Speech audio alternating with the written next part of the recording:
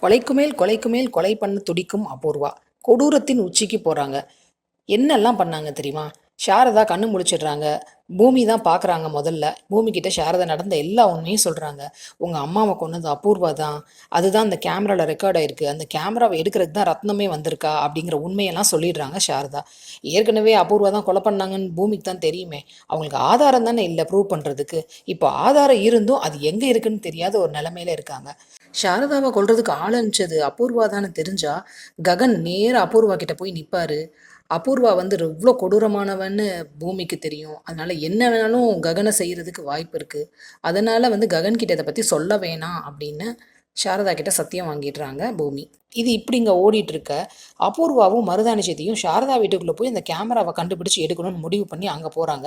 சைடில் ஒரு door open பண்ணி இருக்குது. அது பூட்டாமல் இருக்கிறத யூஸ் பண்ணிட்டு உள்ளே நுழைஞ்சிடுறாங்க. ரெண்டு பேரும் கேமராவை தேடுறாங்க. கடைசியில் அபூர்வா கேமராவை கண்டுபிடிச்சிடுறாங்க.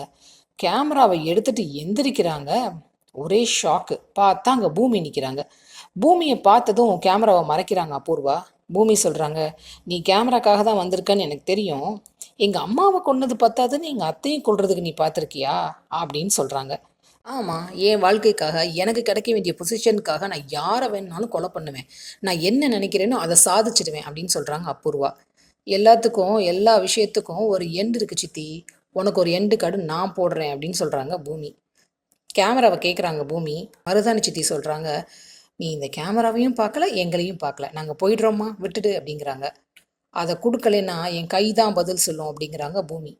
கேமராவை உன்கிட்ட இருந்து எப்படி அடித்து வாங்கணும்னு எனக்கு தெரியும் அப்படின்னு சொல்கிறாங்க.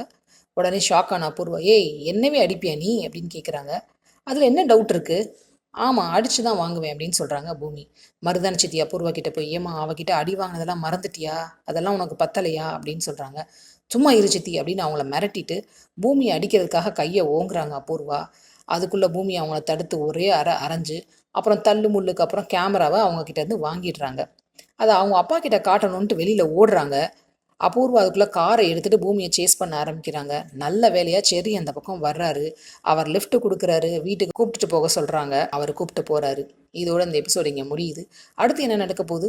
சரச்சந்திரா கிட்ட இந்த வீடியோவை காட்டுவாங்களா? அவர் என்ன ரியாக்ட் பண்ண போகிறாரு? அபூர்வாவோட நிலைமை என்ன ஆகும்? வெயிட் பண்ணி பார்ப்போம். சீரியல் அப்டேட்ஸ்க்கு எங்கள் சேனலை சப்ஸ்கிரைப் பண்ணுங்கள். மீண்டும் அடுத்த அப்டேட்டில் சந்திப்போம்.